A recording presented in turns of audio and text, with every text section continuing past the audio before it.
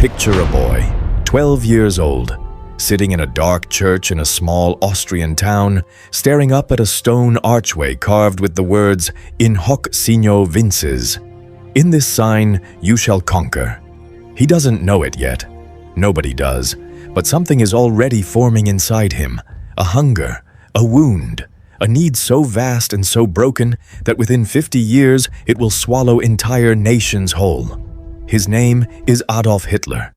And this is the story of how a failed artist became history's most catastrophic human being.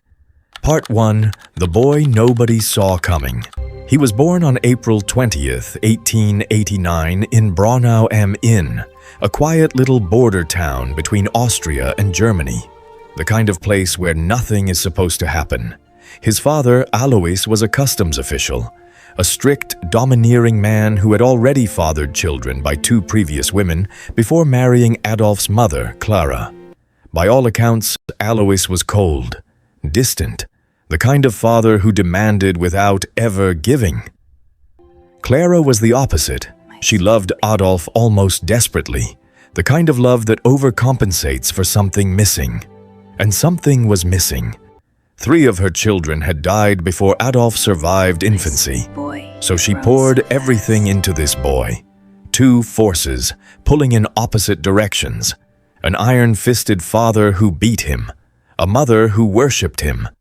Psychologists have spent decades asking what that does to a child. When Adolf was 13, his father died. He reportedly cried very little. When his mother died of breast cancer 5 years later, he wept like a man coming apart at the seams. The family doctor, a Jewish physician named Eduard Bloch, later said he had never seen a young man so grief-stricken. He would go on to spare that doctor from persecution, but he would show no such mercy to anyone else. Part 2. The years that made him Vienna. 1907. Adolf Hitler arrives in the imperial capital with a portfolio of paintings and a head full of dreams. He applies to the Academy of Fine Arts. He is rejected. He applies again, rejected again. The rejection letter is polite and brief. But to a young man with an ego fragile as glass and no other plan for his life, it is devastating. He spends the next several years drifting through Vienna in genuine poverty, sleeping in men's hostels, selling postcards of his own paintings on street corners. And all the while he's reading, obsessively. Pamphlets, newspapers, political tracts. Vienna in the early 1900s was a city fermenting with ideologies. Pan-German nationalism, anti-Semitism dressed up in pseudoscience, social Darwinism, the idea that life is a war and only the strong deserve to survive. Hitler absorbs all of it like a sponge. He watches the politicians of Vienna and is fascinated not by their ideas, but by their power, by the way a man on a stage can move a crowd, can make them feel something, can turn fear into fury and fury into loyalty. He is taking notes. He doesn't know it yet, but he is building something. Part 3. The War That Gave Him Purpose. August 1914. World War I begins, and Adolf Hitler is ecstatic. He volunteers immediately. For the first time in his drifting, purposeless life, he belongs to something. He has a role, a uniform, a mission. He serves as a dispatch runner on the Western Front, a dangerous job, carrying messages through artillery fire. He is wounded twice. He is awarded the Iron Cross First Class, a significant honor for an enlisted man. And he loves the war. Not the killing, necessarily, but the clarity, the simplicity. You know who you are out here. You know your enemy.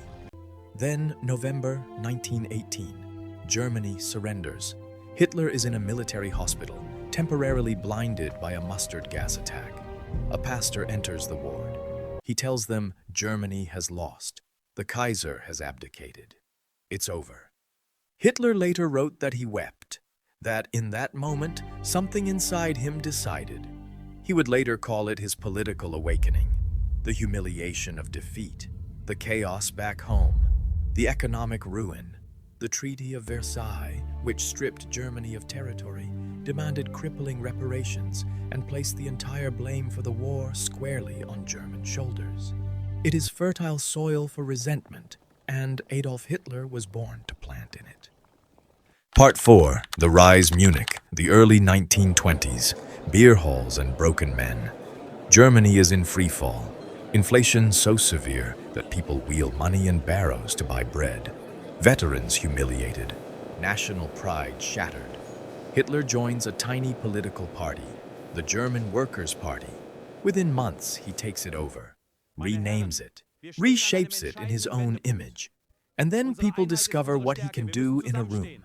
He speaks, not like a politician reads, not like a professor lectures. He performs. He starts quietly, builds slowly, reads the crowd like a musician reads the room. And then, like a wave breaking, he arrives at fury, at passion, at the voice of every angry, frightened, humiliated person in that hall. He tells them it wasn't their fault. He tells them it was a betrayal. He tells them exactly who to blame. In 1923, emboldened and impatient, he attempts a coup, the beer hall putsch. It fails spectacularly. He is arrested and sentenced to 5 years in prison. He serves 9 months, but inside that prison cell, he dictates a book, a rambling, grandiose, terrifying book that almost nobody reads at the time.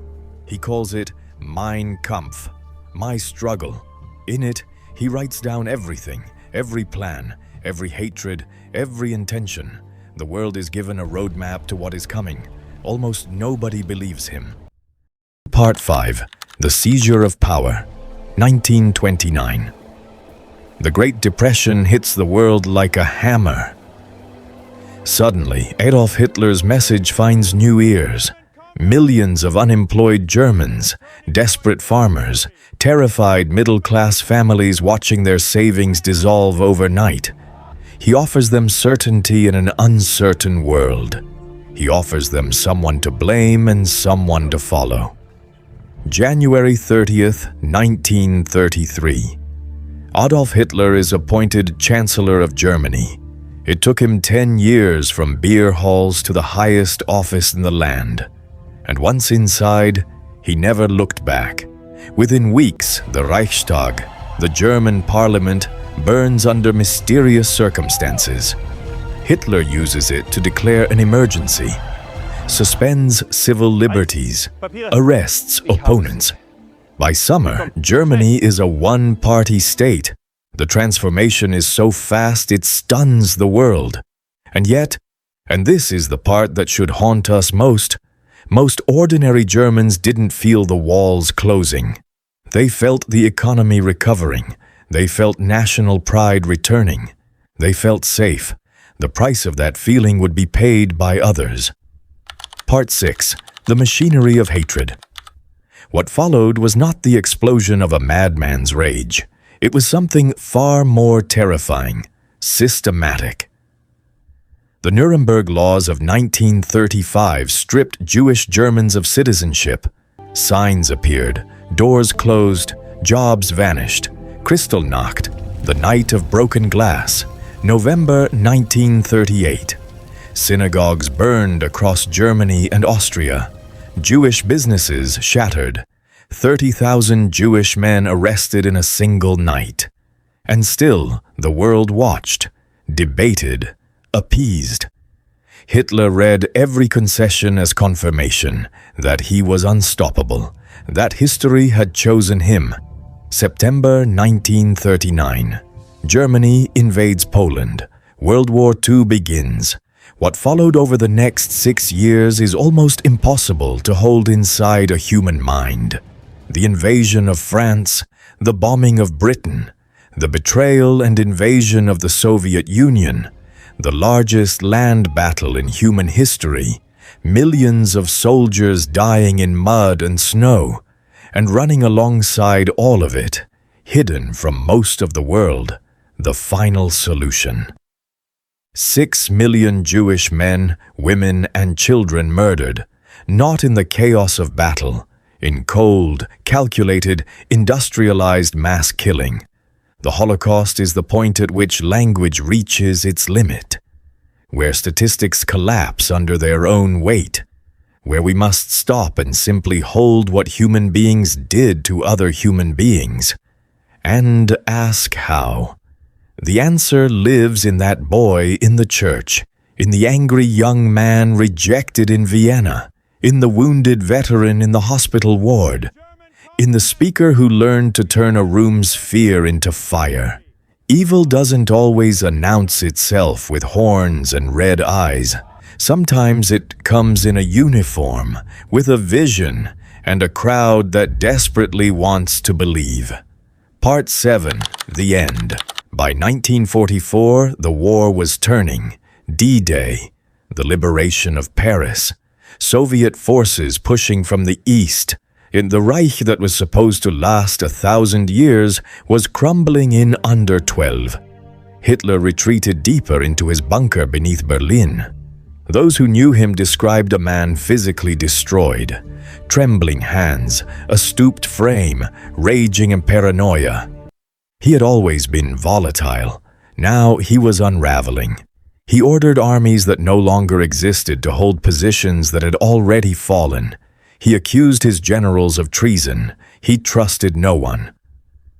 On April the 29th, 1945, with Soviet shells landing above him, he married Eva Braun in a brief, surreal ceremony. The next day, April 30th, 1945, Adolf Hitler shot himself. He was 56 years old. 1 week later, Germany surrendered unconditionally. The war in Europe was over. The reconstruction of a shattered world, that would take generations. Conclusion: what we carry forward. Here is the question history keeps asking us, quietly, insistently, every generation. How does a boy from a small Austrian town become the architect of the 20th century's worst catastrophe? The answer is uncomfortable, because it isn't a story about a monster who arrived from somewhere outside of human experience. It's a story about human psychology, about grief and humiliation and the desperate need for meaning, about the danger of charismatic certainty in a world full of frightened people, about what happens when hatred is given a microphone and the audience is too tired or too angry to question what it's hearing. There were 1,000 moments when the story could have changed. A different professor reviewing an art portfolio, a different outcome to a coup, a world that took a book seriously before it was too late. We carry those lessons now. We are their custodians. George Santayana wrote it, and it has never stopped being true. Those who cannot remember the past are condemned to repeat it. But I'd add something to that. Remembering isn't enough. We have to understand. We have to look at the machinery, not just the outcome, and recognize when those gears begin to turn again. Because history doesn't repeat itself in costume. It repeats itself in structure, in patterns of scapegoating, of fear, of charisma unchecked by accountability. The world has been here before.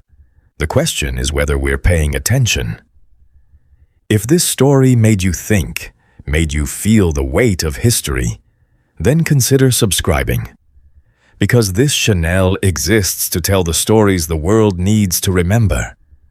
One documentary at a time,